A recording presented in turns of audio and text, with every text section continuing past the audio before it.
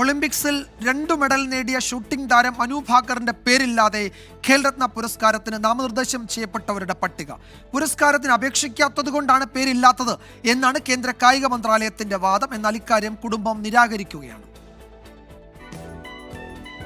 Olympics ഷൂട്ടിംഗിൽ medal നേടുന്ന ആദ്യ Indian വനിത, ഒരു ഒളിമ്പിക്സിൽ 2 മെഡൽ നേടുന്ന ഇന്ത്യക്കാരിയായ ആദ്യ താരം.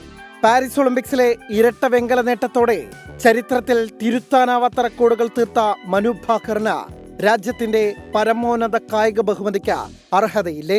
മേജർ ധ്യാൻചന്ദ് ഖേൽരത്ന പുരസ്കാരത്തിന് സുപ്രീം കോടതി റിട്ടയർഡ് ജഡ്ജ് ജസ്റ്റിസ് രാമസുബ്രഹ്മണ്യം അധ്യക്ഷനായ 12-അംഗ സെലക്ഷൻ കമ്മിറ്റി നൽകിയ ലിസ്റ്റിൽ മനുവിന്റെ പേരില്ലെന്നാണ് റിപ്പോർട്ട്. ഒളിമ്പിക്സ് ഹോക്കിയിൽ ഇന്ത്യക്ക് വെങ്കലം സമ്മാനിച്ച ക്യാപ്റ്റൻ ഹർമൻപ്രീത് സിംഗ്, പാരാലിമ്പിക്സ് ഹൈജമ്പിൽ സ്വർണം നേടിയ പ്രവീൺ കുമാർ എന്നിവരുടെ പേരുകളാണ് സമിതി ശുപാർശ ചെയ്തിരിക്കുന്നത്.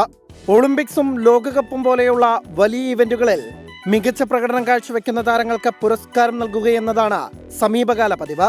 2020 ഒളിമ്പിക്സിൽ മിന്നും പ്രകടനം നടത്തിയ 6 താരങ്ങൾക്ക് പുരസ്കാരം നൽകിയപ്പോഴാണ് ഇത്തവണ സമാനതകളില്ലാത്ത നേട്ടം സ്വന്തമാക്കിയ താരത്തെ പരിഗണിക്കാതിരിക്കുന്നത്. മനു അപേക്ഷ നൽകാത്തതാണ് പുരസ്കാരത്തിന് പരിഗണിക്കാത്തതിന് കാരണമെന്ന് കായിക മന്ത്രാലയം വിശദീകരിക്കുന്നു. എന്നാൽ അപേക്ഷ നൽകിയെന്ന് മനുവിന്റെ കുടുംബവും പറയുന്നു. ഇനി ഇക്കാര്യത്തിൽ വ്യക്തത വരുത്തേണ്ടത് കായിക മന്ത്രിയാണ്. അപേക്ഷിക്കാതിരുന്നിട്ട് പോലും പുരസ്കാരം നൽകിയ പതിവും ഉണ്ടായിട്ടുണ്ട്. കഴിഞ്ഞ വർഷം അർജുന അവാർഡിന് അപേക്ഷിക്കാതിരുന്ന ഇന്ത്യൻ ക്രിക്കറ്റ് താരം മുഹമ്മദ് ഷമിക്ക് BCCI ശുപാർശയിൽ പിന്നീട് സർക്കാർ പുരസ്കാരം നൽകി. മനു ഭാക്കറിന്റെ കാര്യത്തിലും സർക്കാർ ഇടപെടൽ ഉണ്ടാകുമെന്നാണ് പ്രതീക്ഷിക്കുന്നത്. Sports desk 24.